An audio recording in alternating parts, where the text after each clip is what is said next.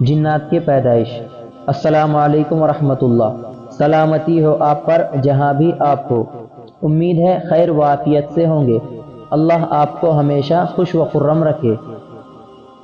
جنات کی پیدائش کا تذکرہ قرآن و حدیث میں کثرت سے آیا ہے۔ انسانوں سے پہلے ہی ان کی پیدائش ہو چکی تھی۔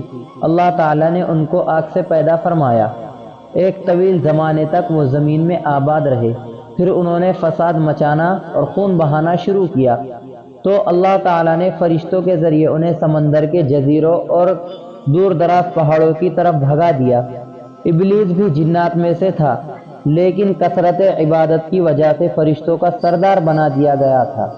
لیکن جب اللہ تعالیٰ نے حضرت آدم علیہ السلام کے سامنے سجدہ کرنے کا حکم دیا تو اس نے تکبر کیا اور سجدہ کرنے سے انکار کر دیا۔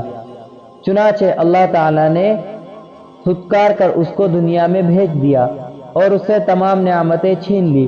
اس طرح تکبر نے اسے ہمیشہ کے لیے ذلیل و رسوا کر دیا۔